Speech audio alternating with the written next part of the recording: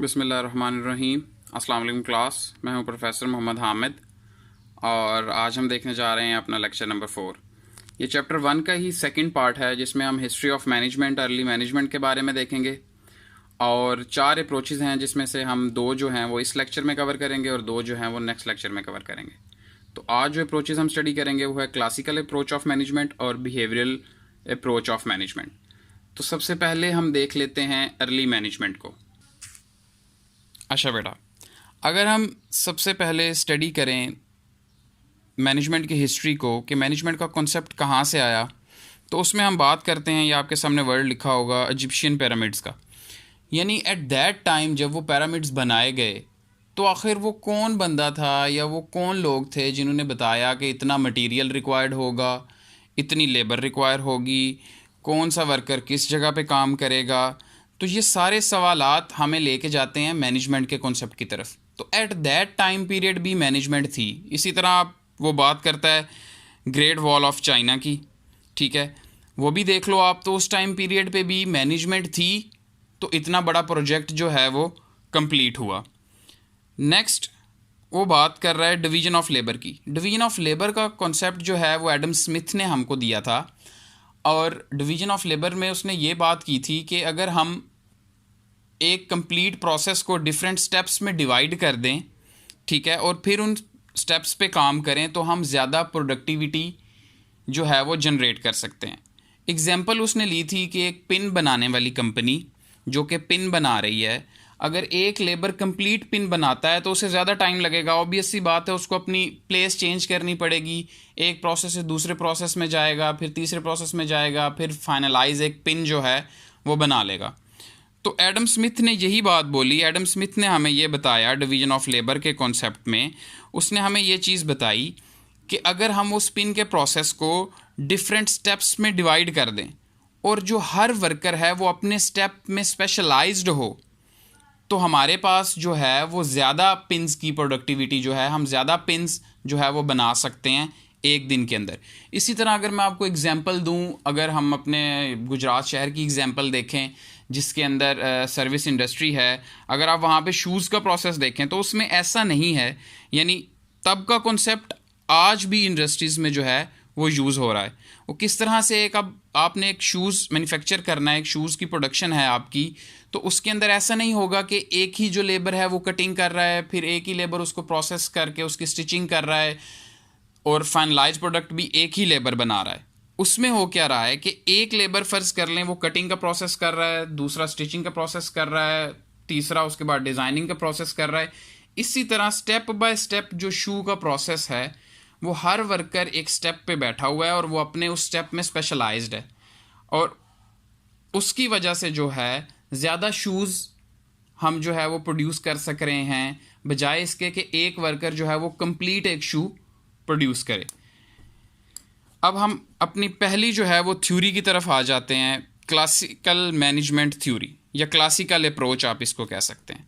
देखें, वो पहले बात करता है कि लेट 70s और लेट 80s के अंदर ये एवोल्यूशन आना शुरू हुई, जिसे हम ऑर्गेनाइजेशनल रेवोल्यूशन कह सकते हैं। सबसे पहले उसने कहा जो छोटे फॉर्म्स थे वो फैक्ट्रीज़ में तब्दील होना शुरू हुए, उसके बाद जो छोटी शॉप्स थी वो लार्ज कंपनीज़ में तब्दील होना शुरू हुई। अब जो प्राइमरी स्पार्क्स थे इंडस्ट्रियल एवोल्यूशन के, वो क्या चीज़ें थी? वो 3 मेन एलिमेंट्स थे, जिसमें वो पावर का जिक्र कर रहा है, मशीनरी इनोवेशन का जिक्र कर रहा है, ट्रांसपोर्टेशन का जिक्र कर रहा है। अब ये जो प्राइमरी स्पार्क्स थे इंडस्ट्रियल एवोल्यूशन के, यानी हमने पहले हिस्ट्री ऑफ मैनेजमेंट को देखा, 3 पॉइंट्स में देखा, इजिप्शियन पिरामिड्स की बात की, ग्रेट वॉल ऑफ चाइना की बात की, फिर एडम स्मिथ ने जो डिवीज़न ऑफ लेबर का कॉन्सेप्ट दिया था उसकी बात की। उसके बाद हमने देखा कि लेट 70s और लेट 1800 में जो चेंजेस आई इंडस्ट्रियल एवोल्यूशन, उसकी बात कर रहे हैं। अब इंडस्ट्रियल एवोल्यूशन में 3 मेन एलिमेंट्स चेंज हुए। फ़र्ज़ कर लें पावर का एलिमेंट सबसे पहले हम डिस्कस कर लेते हैं। अब पावर का एलिमेंट क्या था? जो मशीन्स पहले हाइड्रोलिक प्रेस पे चल रही थी या उसके लिए कोई और एलिमेंट या हैंड से हम उन मशीन्स को यूज़ कर रहे थे, उसमें पावर का एलिमेंट आ गया। अब पावर के एलिमेंट में सिंपल उसने एक एग्जांपल दी हुई है, जैसे बाईसाइकिल टू हम कन्वर्ट हो गए मोटरसाइकिल पे। यानी बाईसाइकिल पे आपको कम्प्लीटली ह्यूमन जो है वो फोर्स लगानी पड़ती है, लेकिन मोटरसाइकिल पे जो है वो आपको उस तरह से ह्यूमन फोर्स अप्लाइड नहीं होती। तो पावर का एलिमेंट चेंज हुआ, मशीनरी बहुत ज़्यादा डेवलप हुई अकॉर्डिंग टू प्रोडक्शन। उसके बाद ट्रांसपोर्टेशन का एलिमेंट जो है वो चेंज हुआ, ट्रांसपोर्टेशन में शिप्स आई। उसके बाद अब आप अगर देखें तो जो ट्रक्स हैं वो 60 to 70% जो हैं वो ट्रांसपोर्टेशन मोड हैं गुड्स को एक जगह से दूसरी जगह पे ट्रांसफ़र करने का। अब इन सारी चीज़ों की वजह से, इन सारी एवोल्यूशंस की वजह से कुछ सवाल पैदा हो गए। अब वो सवाल क्या थे? वो सवाल थे कि how are we going to organise all this, हम इन सारी चेंजेस को, इन सारी एवोल्यूशंस को किस तरह से मैनेज करेंगे। How are we going to maximize productivity, इन सब को यूज़ करते हुए हम अपनी प्रोडक्टिविटी कैसे इंक्रीज़ करेंगे। How are we going to manage all these people, हमने जो लोग हायर किए होंगे हम उनको किस तरह से मैनेज करेंगे। तो ये जो 3 क्वेश्चंस जनरेट हुए इंडस्ट्रियल एवोल्यूशन की वजह से, उसका जवाब दिया क्लासिकल मैनेजमेंट थ्योरी ने। और क्लासिकल मैनेजमेंट थ्योरी में इन 3 सवालात का जवाब किन लोगों ने दिया? वो हमारे पास पहला साइंटिस्ट था Max Weber, Frederick Taylor, Frank and Lillian Gilbreth और हेनरी फॉयल। इन 3 बंदों ने मिलके क्लासिकल मैनेजमेंट थ्योरी का कॉन्सेप्ट दिया। अब हम वन बाय वन देखेंगे कि क्लासिकल मैनेजमेंट थ्योरी के अंदर 3 चीज़ें डिफ़ाइन की गई। मैक्स वेबर ने जो है वो ब्यूरोक्रेसी का कॉन्सेप्ट दिया, फ्रेडरिक टेलर ने साइंटिफिक मैनेजमेंट का कॉन्सेप्ट दिया और हेनरी फॉयल ने जर्नल एडमिनिस्ट्रेशन का जो है वो हमें कॉन्सेप्ट दिया।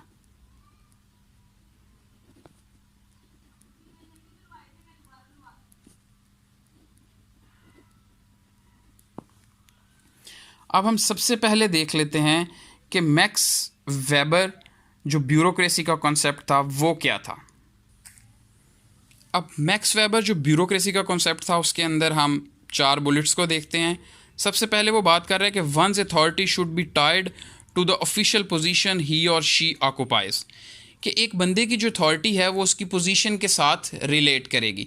जब तक वो बंदा वो पोजीशन अटेन करता है तब तक उसके पास वो अथॉरिटी रहेगी, और जब वो उस पोजीशन से हटेगा तो उसी के साथ जो है वो अथॉरिटी भी उसकी हट जाएगी। फिर वो ब्यूरोक्रेसी के कॉन्सेप्ट में कहता है कि ब्यूरोक्रेसी या ब्यूरोक्रेटिक एक ऑर्गेनाइजेशन ऐसी ऑर्गेनाइजेशन होगी जिसमें क्लियर रूल्स एंड रेगुलेशंस होंगे जो कि परफॉर्मेंस को गवर्न करेंगे, परफॉर्मेंस को जज करेंगे। यानी परफॉर्मेंस को जज करने के या परफॉर्मेंस के स्टैंडर्ड्स जो हैं वो क्लियर होंगे। उसके बाद कहता है कि standardised guidelines should determine hiring and firing. Standardised guideline होंगी एम्प्लॉयज़ को हायर करने की और फायर करने की। जैसे फॉर एग्जांपल, अब अगर हम आजकल की एग्जांपल में देखें, अगर आपने बैंकिंग में आना है तो एटलीस्ट आपको एजुकेशन जो है वो आपकी बीकॉम होनी चाहिए। अब ये एक स्टैंडर्ड सेट कर दिया गया है हायरिंग के लिए। इसी तरह फायरिंग के भी स्टैंडर्ड सेट हैं कि आप कोई अनएथिकल बिहेवियर करते हैं अपने सीनियर के साथ या कोई फ्रॉड करते हैं बैंकिंग में, तो आपको जो है वो उन्हीं रूल्स एंड रेगुलेशंस पे फायर किया जाएगा।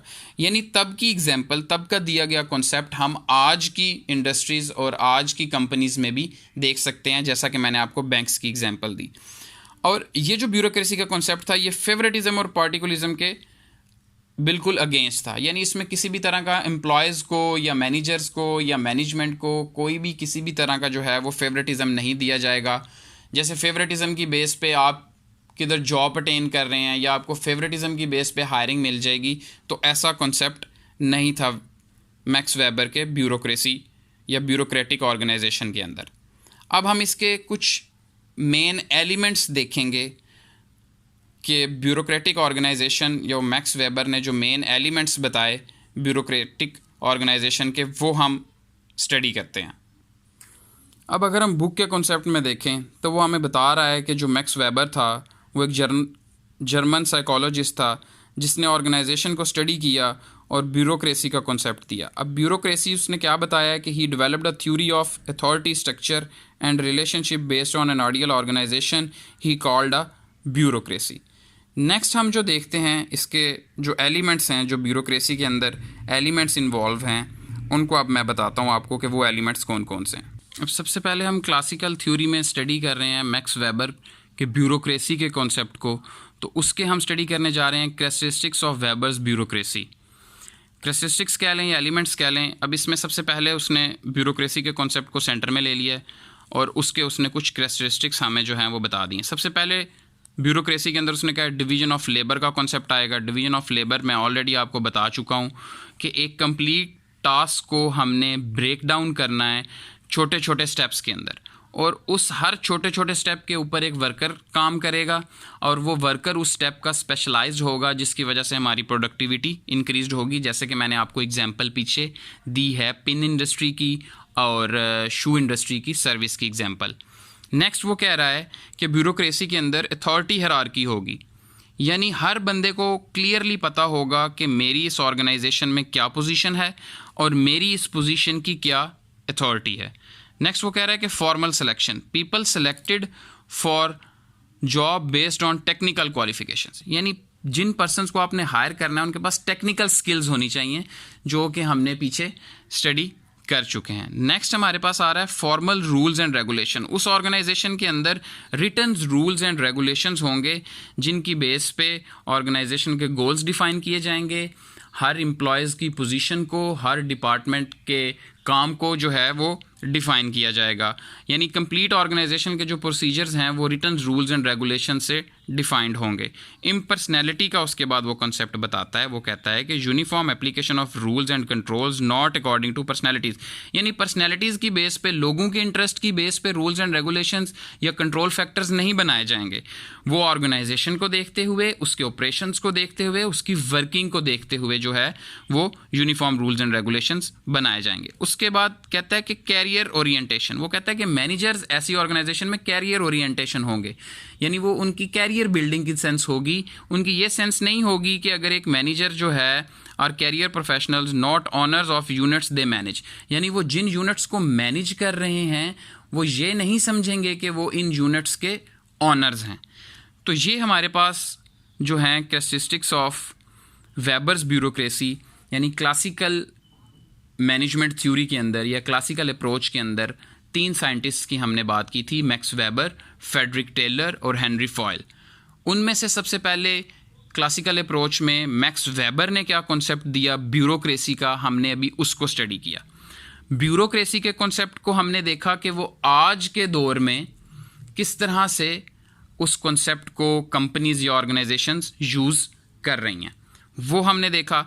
अब हम क्लासिकल अप्रोच के अंदर सेकंड जो हमारे पर्सन थे, जो साइंटिस्ट थे, वो थे हमारे पास फ्रेडरिक टेलर। अब हम उनकी स्टडी को जो है वो देखेंगे कि उन्होंने, फ्रेडरिक टेलर ने हमें साइंटिफिक मैनेजमेंट के बारे में बताया था। अब हम देखेंगे कि फ्रेडरिक टेलर ने जो साइंटिफिक मैनेजमेंट का कॉन्सेप्ट दिया था वो क्या था। तो मूव आउट करते हैं फ्रेडरिक टेलर के साइंटिफिक मैनेजमेंट की तरफ। अब हम स्टडी कर रहे हैं Frederick Taylor, Frank and Lillian Gilbreth ने जो कॉन्सेप्ट दिया था हमें साइंटिफिक मैनेजमेंट का, उसको। बच्चों बेसिकली मैं ये जो आपको रिटन हैंड रिटन नोट्स थोड़े से लिख के बना के अपनी वीडियोस में दिखाता हूँ, वो इसलिए है कि आपको आइडिया हो कि आपने अपने नोट्स किस तरह से जनरेट करने हैं, या आपको ये क्वेश्चन अगर पेपर में आ जाए तो आपने उसको किस तरह से कैरी आउट करना है। मैं आपको एक टॉपिक कंप्लीट पढ़ाऊंगा और उसके बाद बताऊंगा कि अगर पेपर में ये क्वेश्चन आ जाए तो आपने उसको किस तरह से अटैम्प्ट करना है। तो देखते हैं हम कि Frederick Taylor and Frank and Lillian Gilbreth ने यूज़ जो अप्रोच की, ज़्यादा माइक्रो अप्रोच यूज़ की। पहले हमने देखा कि हमने बात की एडम स्मिथ के कॉन्सेप्ट की, हमने बताया कि आपने एक प्रोसेस को छोटे छोटे स्टेप्स में डिवाइड कर देना है। अब इन लोगों ने क्या किया, इन लोगों ने उस छोटे स्टेप्स में भी बहुत ज़्यादा डीप डाउन जाके देखा, और इन्होंने जो बात की, इन्होंने बात की टाइम एंड मोशन स्टडीज़ की, कि टाइम एंड मोशन स्टडीज़ की मदद से हम प्रोसेसेस को किस तरह से ज़्यादा एफिशिएंट और इफ़ेक्टिव बना सकते हैं। तो इन लोगों ने जो है वो स्टडी किया एक ब्रिक कंपनी को। अब हम अगर बुक की मदद से देखें, तो बच्चों आपके पास बुक ऑलरेडी होगी, उसके इस पैराग्राफ में जैसे हमने स्टडी कर रहे हैं फ्रेडरिक टेलर की अप्रोच को। फ्रेडरिक टेलर ने ज़्यादा माइक्रो अप्रोच यूज़ की और उसने साइंटिफिक मैनेजमेंट को इंट्रोड्यूस करवाया मैनेजमेंट के अंदर। यानी उसने क्या किया, वो एक ब्रिक कंपनी में गया और उसने वहाँ पे लोगों की जो लेबर काम कर रही थी उसको उसने ऑब्ज़र्व किया, और उसने देखा कि एक जो लेबर है वो एक ईंट उठाने के लिए पहले झुकता है, फिर वो ईंट उठाता है, उसको शेल्फ पे रखता है, देन आगे जो है उसको दूसरे वर्कर को ट्रांसफ़र करता है। वो इस प्रोसेस को देखता गया और उसने ये चीज़ इस रिज़ल्ट पे पहुंचा कि अगर हम इसमें से एक मोशन को, इस जो प्रैक्टिस ये लेबर कर रहा है, इसमें से हम अगर एक मोशन को एलिमिनेट कर दें तो हमारा बहुत ज़्यादा जो टाइम है वो बच जाएगा।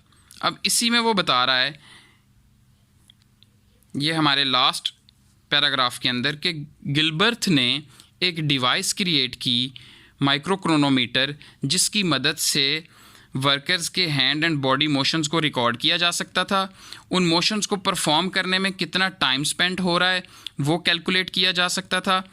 अब इससे हुआ क्या, अब इसकी मदद से उन्होंने बीच में से जो एक वर्कर है वो पहले बेंड डाउन हो रहा है, ब्रिक को उठा रहा है और फिर नेक्स्ट ऑन पॉस ऑन कर रहा है वर्कर को। उन्होंने क्या किया, उन्होंने जो उसका बेंट डाउन होना था, जो झुकना था, उस मोशन को ख़त्म किया और उन्होंने कहा कि वर्कर्स की हैंड लेवल पे, यानी शेल्फ्स बना दी जाएं और उसकी हैंड लेवल पे ब्रिक्स पड़ी हों, ठीक है, और देन वो अपना अगर काम परफॉर्म करेगा तो उसे झुकना नहीं पड़ेगा, वो हैंड लेवल से ब्रिक को उठाएगा और आगे जो है वो पॉस ऑन कर देगा। अब ये एक बहुत, अगर हम वैसे नोट करें, अगर हमने एक ईंट उठानी है तो ये एक बहुत छोटा सा प्रोसेस है, वो चाहे हम झुक के उठा लें चाहे अपने हैंड लेवल से उठा लें। लेकिन अगर आपने थाउजेंड्स ऑफ ब्रिक्स जो हैं वो उठानी है, लाखों में ब्रिक्स उठानी है, तो इस एक मोशन में अगर 2 सेकंड लग रहे हैं और हर ब्रिक पे आप उस 2 सेकंड को कैलकुलेट करते चले जाओ तो आपका जो है वो अच्छा खासा ऑर्स में टाइम आपके सामने आ जाएगा।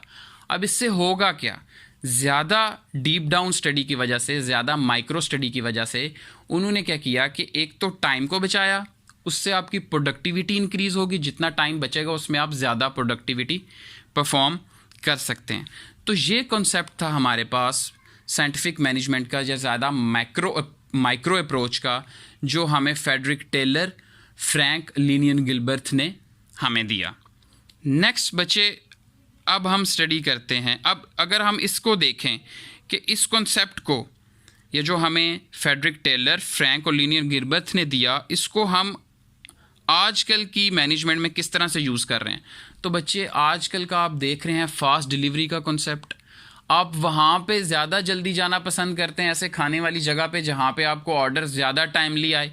अब वो हो क्या रहा है, अगर आपने एक डिफरेंट ऑर्डर प्लेस किया है, आप मैकडॉनल्ड्स चले गए हैं, आपने फ्राइज़ ऑर्डर किए, आपने आइसक्रीम ऑर्डर की, आपने मैक बर्गर ऑर्डर किया, आपने एक ऑर्डर दे दिया। अब हर बंदा पीछे बैक एंड पे वो उसको अपने टास्क, अपनी जॉब का पता है कि मैंने क्या क्या टास्क परफॉर्म करने हैं, हर तरह की मशीनरी उसको अवेलेबल है।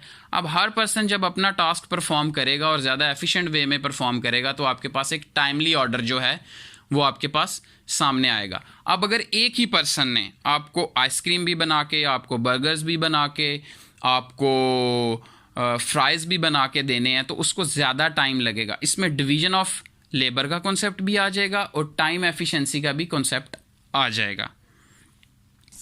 नेक्स्ट अब हम स्टडी करेंगे अपने थर्ड साइंटिस्ट को, जो हेनरी फॉयल को। हेनरी फॉयल ने हमें जो कॉन्सेप्ट दिया था वो था जर्नल एडमिनिस्ट्रेशन का। अब जर्नल एडमिनिस्ट्रेशन के कॉन्सेप्ट को देख लेते हैं हम।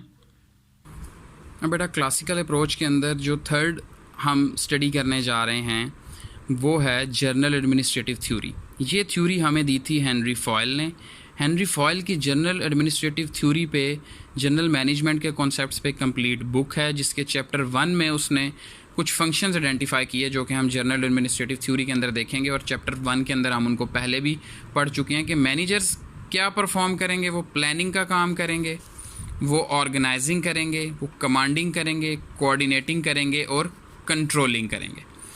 इन एलिमेंट्स को या इन एक्टिविटीज़ को देखते हुए गिलबर्थ ने हेनरी फॉयल ने 14 स्टेप्स बताए या 14 एलिमेंट्स बताए अपनी जर्नल एडमिनिस्ट्रेटिव थ्योरी के। अब हम उन एलिमेंट्स को जो है वो स्टडी कर लेते हैं।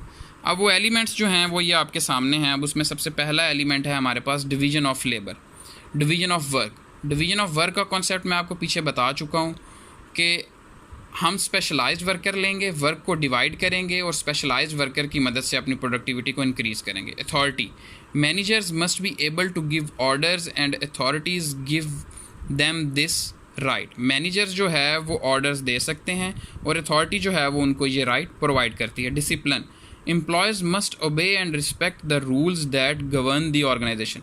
ऑर्गेनाइजेशन जो रूल्स एंड रेगुलेशंस रखती है, एम्प्लॉयज़ को उन रूल्स एंड रेगुलेशंस की रिस्पेक्ट भी करनी है और उन रूल्स एंड रेगुलेशंस को ओबे भी करना है। ये हम स्टडी कर रहे हैं जनरल एडमिनिस्ट्रेटिव थ्योरी के अंदर। अब नेक्स्ट हम देखें unity of command. Every employee should receive order only from superior, यानी हर जो एम्प्लॉय है वो अपने सुपीरियर से ऑर्डर रिसीव करने का लायबल है। उसको कोई भी उससे स्मॉल लेवल का या उसके बराबर का एम्प्लॉय जो है वो ऑर्डर नहीं कर सकता। इसी तरह यूनिटी ऑफ डायरेक्शन जो है, the organisation should have a single plan of action to guide managers and worker. अब ऑर्गेनाइजेशन का एक सिंगल प्लान ऑफ एक्शन होना चाहिए, एक सिंगल स्पेसिफिक गोल्स के ऊपर उसकी स्ट्रेटजीज होनी चाहिए जिसकी मदद से वो मैनेजर्स को और वर्कर्स को गाइड कर रही है। उसके बाद वो कहता है कि subordination of individual interest to the general interest. वो कहता है, इस पॉइंट में वो कह रहा है कि the interest of any one of employees और group of employees should not take precedence over the interest of organisations as a whole. यानी किसी एक पर्सन का इंटरेस्ट या किसी एक ग्रुप का इंटरेस्ट वो ऑर्गेनाइजेशन के इंटरेस्ट को ओवरलैप या ओवरकम नहीं कर सकता। ऑर्गेनाइजेशनल इंटरेस्ट प्रायोरिटी पे है, ना कि एक अलग पर्सन का इंटरेस्ट या किसी ग्रुप का इंटरेस्ट।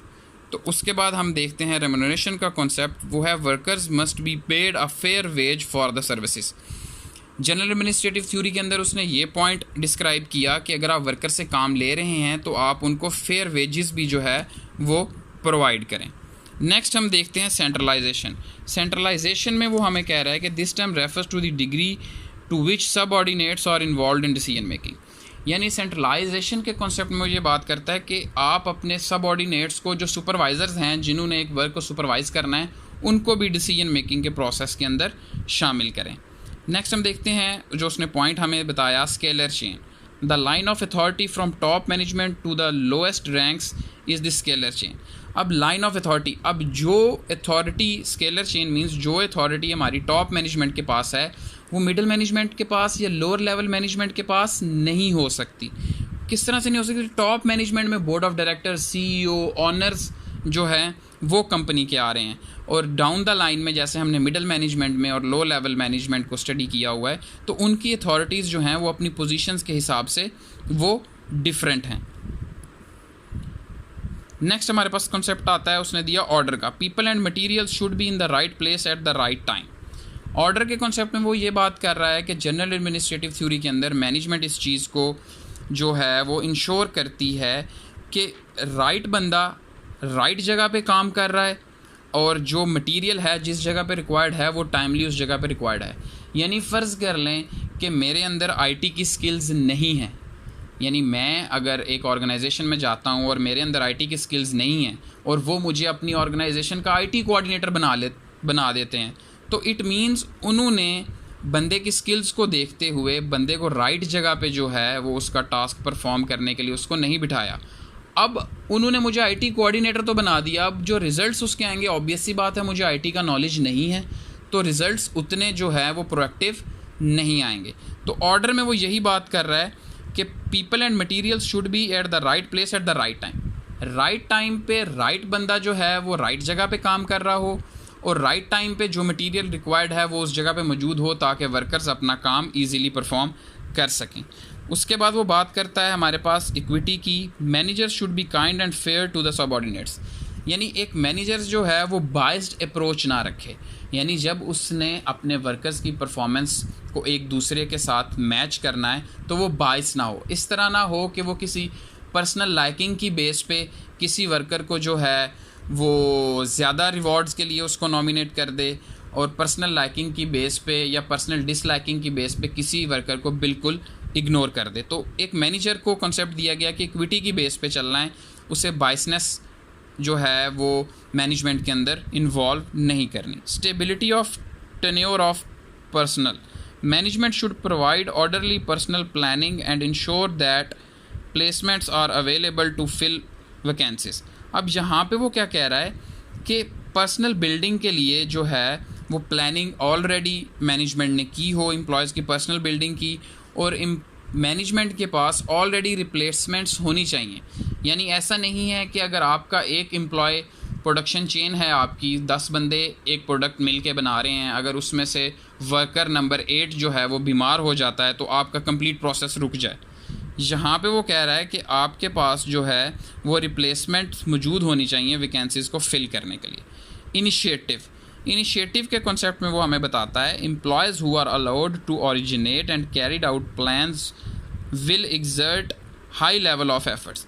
अब वो कह रहा है कि इनिशिएटिव, अगर आप एम्प्लॉयज़ को थोड़ा सा अथॉरिटी देंगे, थोड़ी सी अथॉरिटी देंगे कि वो एक टास्क के अबाउट प्लान्स बना सके, तो ऑब्वियस सी बात है जब लोअर लेवल मैनेजमेंट को, जब लोअर वर्कर को आप बुला के या लोअर मैनेजमेंट को आप बुला के पूछेंगे कि आपका इस टास्क के अबाउट क्या जो है वो आपकी क्या राय है, इसे किस तरह से परफॉर्म किया जाए, तो वो अब उनका जो एक मोटिवेशन लेवल है वो इंक्रीज़ होगा और उनकी जो लेवल ऑफ एफर्ट है उस टास्क को कंप्लीट करने के लिए वो भी इंक्रीज़ होगी। इसी तरह उसने स्पिरिट द क्रॉप्स के पॉइंट में हमें बताया कि motivating team spirit build harmony and unity within the organisation, कि आप अपनी टीम्स को, उनके स्पिरिट को प्रमोट करें, उनकी एफ़र्ट्स को सराहें और उनके दरमियान यूनिटी जो है वो लेके आएँ, ताकि आपकी ऑर्गेनाइजेशन में टीम बिल्डिंग का, हार्मनी का और यूनिटी का कॉन्सेप्ट जो है वो जनरेट हो सके। तो ये 14 पॉइंट्स थे जो हेनरी फॉयल ने जर्नल एडमिनिस्ट्रेटिव थ्योरी के अंदर हमने बताए। अब मैं अगर इस टॉपिक को समराइज़ करूं तो मैं आपको एक स्लाइड की मदद से जो है वो इस टॉपिक को समराइज़ करता हूं। तो बच्चे, अगर आप ये स्लाइड देखें तो सबसे पहले हमने अर्ली मैनेजमेंट को स्टडी कर लिया, यानी मैनेजमेंट का कॉन्सेप्ट स्टार्ट से जो है वो एग्जिस्ट करता है, जिसमें हमने इजिप्शियंस पिरामिड की बात की कि उनको बनाने के लिए भी मैनेजमेंट की ज़रूरत थी, ग्रेट वॉल ऑफ चाइना को बनाने के लिए मैनेजमेंट की ज़रूरत थी। उसके बाद हमने एडम स्मिथ के डिवीज़न ऑफ लेबर के कॉन्सेप्ट को देखा कि वो क्या कॉन्सेप्ट था। देन हमने अप्रोचेस स्टडी करना स्टार्ट की। सबसे पहले हमने अप्रोच स्टडी की क्लासिकल अप्रोच। क्लासिकल अप्रोच के अंदर जो हमने सबसे पहले स्टडी किया इंडस्ट्रियल एवोल्यूशन को। इंडस्ट्रियल एवोल्यूशन में हमने देखा कि पावर का कॉन्सेप्ट आया, मशीनरी चेंज हुई, ट्रांसपोर्टेशन चेंज हुई। वो चीज़ें चेंज होने की वजह से कुछ क्वेश्चंस अरेज हुए। अब उन क्वेश्चंस के आंसर जो हमें अप्रोच कर रही है वो क्लासिकल अप्रोच कर रही है। क्लासिकल अप्रोच के अंदर हमने 3 लोगों को स्टडी किया, मैक्स वेबर को, Frederick Taylor, Frank and Lillian Gilbreth को और हेनरी फॉयल को। फिर हमने ये देखा कि मैक्स वेबर ने ब्यूरोक्रेसी का कॉन्सेप्ट हमको दिया। ब्यूरोक्रेसी के कॉन्सेप्ट में उसने कैरेक्टरिस्टिक्स ऑफ ब्यूरोक्रेसी बताए कि एक ऑर्गेनाइजेशन को अगर ब्यूरोक्रेटिक ऑर्गेनाइजेशन हो तो उसमें क्या क्या कैरेक्टरिस्टिक्स होने चाहिए। और फिर हमने देखा कि उसकी एग्जाम्पल हमें आज के जो वर्ल्ड में किस तरह से नज़र आती है। इसी तरह हमने Frederick Taylor, Frank and Lillian Gilbreth को स्टडी किया, जिन्होंने माइक्रो अप्रोच और साइंटिफिक मैनेजमेंट का कॉन्सेप्ट हमें बताया। इसी तरह हमने हेनरी फॉयल को स्टडी किया, जिसने जर्नल एडमिनिस्ट्रेटिव थ्योरी का कॉन्सेप्ट हमने बताया और उसके अंदर उसने जो 14 पॉइंट्स एक जर्नल एडमिनिस्ट्रेटिव थ्योरी के अंदर हमें बताए थे उनको हमने स्टडी किया। तो ये थी आपकी पहली अप्रोच। अब अगर पेपर में आपको ये क्वेश्चन आ जाए तो आपने इसको इसी तरह से अटैम्प्ट करना है कि क्लासिकल अप्रोच को हम डिवाइड कर सकते हैं 3 साइंटिस्ट की मदद से। सबसे पहले आप मैक्स वेबर का बता दोगे, ब्यूरोक्रेसी का बताओगे, जो उसकी फ़िगर हमने स्टडी की है उस फिगर को डिफ़ाइन करोगे। Frederick Taylor, Frank Lillian Gilbreth की साइंटिफिक मैनेजमेंट के बताओगे कि उन्होंने मज़ीद जो है वो टाइम एंड मोशन का कॉन्सेप्ट दिया। और हेनरी फॉयल की जर्नल एडमिनिस्ट्रेटिव थ्योरी में जो वो 5 स्टेप्स लेके चला था, प्लानिंग, ऑर्गेनाइजिंग, कमांडिंग, लीडिंग और कंट्रोलिंग, उसकी बेस पे जो उसने 14 पॉइंट्स बताए थे वो 14 पॉइंट्स को बताओगे।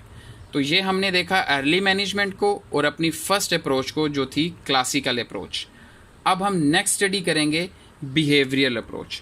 तो अब हम अपनी नेक्स्ट अप्रोच की तरफ चलते हैं। सो क्लास, अब हम जो नेक्स्ट अप्रोच स्टडी करने जा रहे हैं बिहेवियरल अप्रोच। अब बिहेवियरल अप्रोच के अंदर वो हमें बता रहा है कि the field of study that researches the actions behaviour of people at work is called organisational behaviour. तो इसके अंदर हम ऑर्गेनाइजेशनल बिहेवियर के कॉन्सेप्ट को स्टडी करेंगे कि लोगों के एक्शंस बिहेवियर की वजह से क्या चेंजेस जो हैं वो एक ऑर्गेनाइजेशंस के अंदर आती हैं। तो डिफरेंट रिसर्चर्स ने अर्ली 20th सेंचुरी के अंदर जो है वो अपने कॉन्सेप्ट्स बताए इस थ्योरी के अबाउट, वो हम सबसे पहले देख लेंगे। उसके बाद हॉथॉर्न स्टडी को जो है वो हम स्टडी करेंगे और उसके बाद हॉथॉर्न स्टडी के अंदर जो मायोज़ की हमारे जो फाइंडिंग्स थी उनको स्टडी करेंगे। तो सबसे पहले जो 4 रिसर्चर्स थे, जो 4 हमारे पास रिसर्चर्स हैं, उनकी हम डिफरेंट अप्रोचेस को देख लेते हैं रिगार्डिंग बिहेवियरल अप्रोच। सबसे पहले जो रिसर्चर था रॉबर्ट ऑन, लेट 70s के अंदर उन्होंने क्या कॉन्सेप्ट दिया, उन्होंने बताया कि concerned about deliberate working conditions, proposed idealistic workplace, argued that money spent improving labor was smart investment। ठीक है, उन्होंने हमें कॉन्सेप्ट दिया कि अपनी वर्किंग कंडीशंस को जो है वो इम्प्रूव करना चाहिए और एक आइडियलिस्टिक वर्क प्लेस जो है वो वर्कर्स को प्रोवाइड करनी चाहिए ताकि वो अपना काम अच्छे तरीके से परफॉर्म कर सकें और इससे आपकी प्रोडक्टिविटी जो है वो इम्प्रूव होगी। और उन्होंने ये कॉन्सेप्ट दिया कि आप अपने लेबर की स्किल्स को इम्प्रूव करने के लिए जो मनी स्पेंड करते हैं, आप डिफरेंट ऑर्गेनाइजेशंस देखती हैं, आप बैंकिंग एग्जांपल देख लें, वो डिफरेंट ट्रेनिंग्स कंडक्ट करवाते हैं अपने स्टाफ की, अपने ऑपरेशंस के रिगार्डिंग, जिससे उनकी स्किल्स इम्प्रूव होती हैं। अब वो जो एक ऑर्गेनाइजेशन जो मनी स्पेंड कर रही है अपनी लेबर की स्किल्स को इम्प्रूव करने के लिए, अब कॉन्सेप्ट तो ये लेट 1700 का है, लेकिन आज के दौर में भी हमें ये कॉन्सेप्ट नज़र में आता है कि आप जो मनी स्पेंड कर रहे हो अपने लेबर की स्किल्स को इम्प्रूव करने के लिए, वो आगे जाके आपको ही फ़ायदा देगी। और वो कहता है कि ये एक बेनिफिट इन्वेस्टमेंट है कि अगर आप ऐसी इन्वेस्टमेंट करें तो। नेक्स्ट हम देख लेते हैं हंगू मंसबर्ग के कॉन्सेप्ट को, Pioneer in the field of industrial psychology. ये ज़्यादा साइकोलॉजिस्ट, इसने वे आउट में हमें बताया था कि किस तरह से हम जो है वो एम्प्लॉयज़ की साइकी के साथ डील करते हुए उनकी लर्निंग थ्योरीज या उनके सिलेक्शन के प्रोसेसेस को जो है हम इम्प्रूव कर सकते हैं। इसी तरह Mary Parker Follett early 90s में वो हमें बताता है कि one of the first to recognise that organisation could be views from perspective of individuals and group behaviour, कि हमें ऑर्गेनाइजेशंस को इंडिविजुअल के बिहेवियर से और ग्रुप बिहेवियर से भी देखना चाहिए। यानी आप फ़र्ज़ कर लें कि एक एम्प्लॉय, एक ऑर्गेनाइजेशन में एक ऐसा एम्प्लॉय बैठा है कि जो वो ना वो जॉब छोड़ रहा है और ना वो जॉब वो करना चाह रहा है, तो अगर आप उसके बिहेवियर से ये चीज़ परसेप्ट नहीं करेंगे तो वो एम्प्लॉय एक ऑर्गेनाइजेशन के लिए ज़्यादा नुकसानदेह है कि ना तो वो एक अपना काम अच्छे तरीके से कर रहा है, उसका बिहेवियर अपने काम के टूवर्ड्स ठीक नहीं है, या एक ग्रुप जो है, कंप्लीट ग्रुप या एक कंप्लीट डिपार्टमेंट जो है उसका क्या बिहेवियर है टूवर्ड्स ऑर्गेनाइजेशनल वर्क।